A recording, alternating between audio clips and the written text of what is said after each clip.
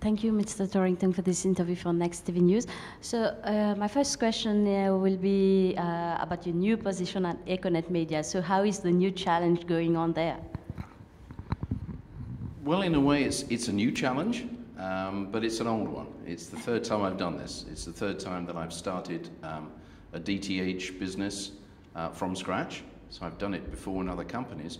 But it's actually quite an exciting challenge because this time around, whereas before it was just purely DTH, this time we're trying to hit all delivery channels at the same time. So it won't just be a DTH service. There's also going to be a way that you can get a broadband decoder if you've got broadband in your house or you've got 4G. There's already a free sports channel, an FTA channel. There's an app and there's an OTT service. So the service is called Kwese, which we're based in South Africa. So I'm told that Kwese in Shona, which I don't speak, means everywhere. And that's the whole idea of it, that whatever content you want to get, you can consume in any way, on your mobile, on your tablet, on internet, or on a DTH box. So it's fun, there's a lot to do.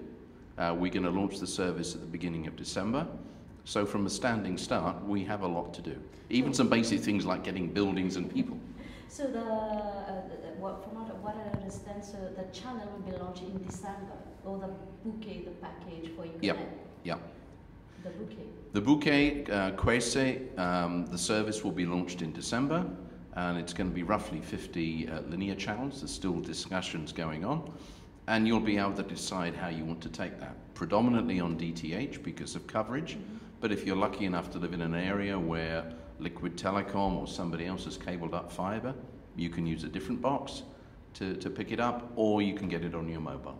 Okay, so can you just tell us a bit more about Kwese's strategy? I've seen in the last 2-3 months acquiring sports rights and acquiring content. So what is all of the strategies about? So you're building up the new bouquet. Yeah, well, as you well know, Priscilla, there is no way that you can launch a TV service in Africa without sport. Yeah.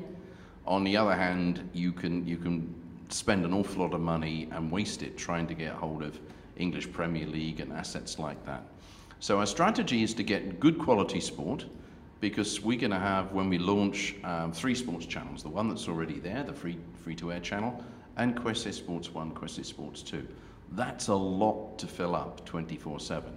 So we need to go and find interesting piece of sports assets. So we've got some different things. We've got football from Brazil. On the Kwese Free Sports channel, you can actually watch a free-to-air match from the EPL every Saturday afternoon. So Southampton were playing last Saturday, so you can watch that for nothing. If you've got access via the app to the Kwese Free Sports channel, you can see that for nothing.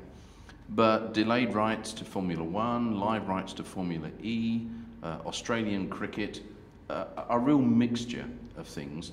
Interesting sport that you can actually watch on a Tuesday evening when in fact there is no EPL. They only play on Saturdays and Sundays. Yeah.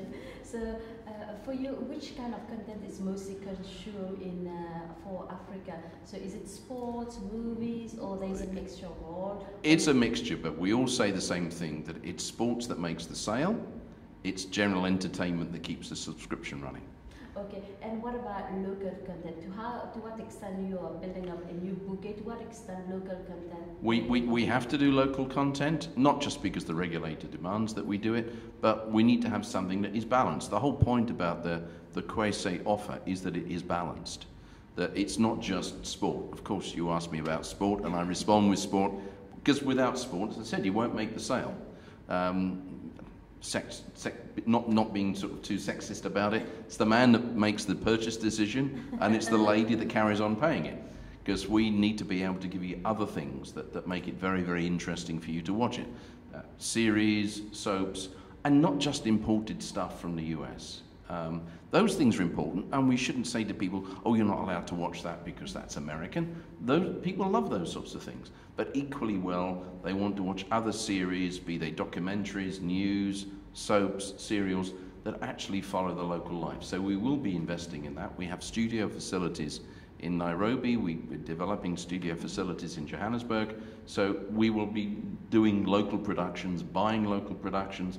We have a whole team just buying local content. Okay, so we are returning back to Econet. So when will the service be available in all sub-Saharan countries, or are you planning also to have it in Portuguese and French-speaking countries? Right now, the objective is to walk before we run.